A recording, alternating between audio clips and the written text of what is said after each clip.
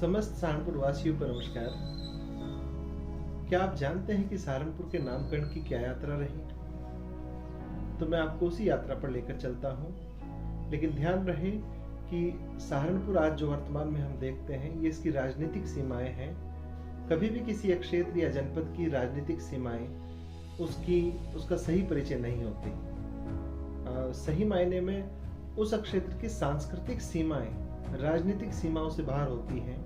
इसी दृष्टिकोण से हम सहारनपुर के नामकरण की चर्चा करेंगे। वैदिक काल में सहारनपुर जनपद ब्रह्मर्षि देश का हिस्सा था। ब्रह्मर्षि देश संतों की नगरी था, ऋषियों की नगरी था और ये सिंधु नदी से लेकर और गंगा के तट तक फैला था। इसका मुख्य भाग गंगा और यमुना के बीच आता था और जिसमें शिवालिक की पर्वत श्रृंखलाएं भी जुड़ी हुई थी। इस क्षेत्र के अंतर्गत सहारनपुर आता था। उसके बाद सहारनपुर को सुरगुन के नाम से जाना गया। सुरगुन के विषय में आगे विस्तार से चर्चा करेंगे। फिर उशीनर राजा के नाम से इस क्षेत्र का नाम हुआ कुशीनर। कुशीनर भी एक प्राचीन नाम मिलता है। महाभारत काल में सहारनपुर के इस क्षेत्र को कुरु जांगल के रूप में जाना गया, क्योंकि यहाँ घने वन हुआ करते थे और पांडवों ने इसको भी अपनी शरण स्थली बनाया था।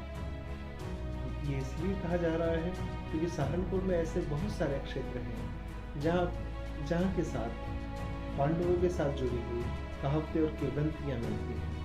सहारनपुर का आज वर्तमान नाम भी, इस नाम के पीछे भी कई मत सामने आते हैं। उन सभी मतों पर हम चर्चा करेंगे और कोई भी निष्कर्ष अंतिम नहीं होता है। तो सहारनपुर का जो एक मत है, सहारनपुर का नाम यहाँ आए सूफी संत शाह हारून चिश्ती के नाम पर रखा गया। दूसरा मत यह है कि यहाँ सहारनपुर का नाम यहाँ हुए एक क्षेत्रीय राजा शाह रणवीर जी के नाम से रखा गया। लेकिन दो अत्यंत महत्वपूर्ण और मत हैं। एक मत है कि सहारनपुर की जो शिवालिक की जटाएं हैं, इन कारण इनको माना गया है कि ये शिव अरण्यपुर था।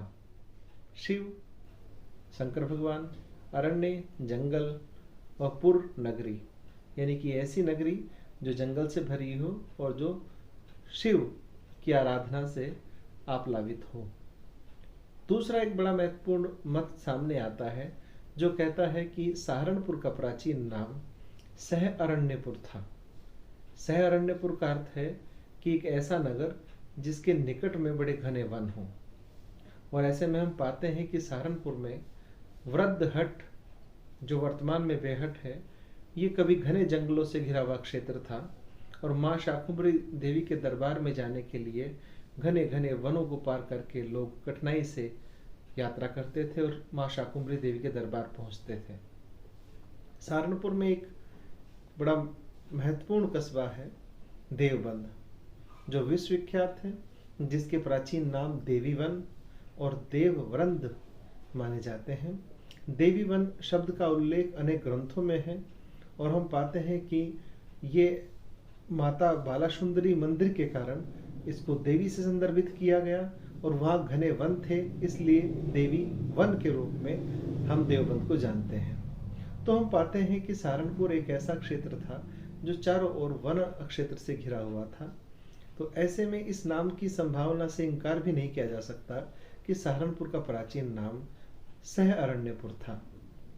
बाकी जो प्राचीनतम क्षेत्र हैं उनकी चर्चा हम धीरे धीरे करेंगे। एक एक नाम की चर्चा पर आगे बढ़ेंगे कि वो सहारनपुर से क्यों संदर्भित है और सहारनपुर की दृष्टि से वो क्यों महत्वपूर्ण है, उसका क्या भौगोलिक परिक्षेत्र था और सहारनपुर का कितना हिस्सा उसमें समाहित था। तभी हम सहारनपुर के इस भौगोलिक इतिहास को, सांस्कृतिक इतिहास को समझ सकेंगे। मिलते हैं अगली वीडियो में। धन्यवाद।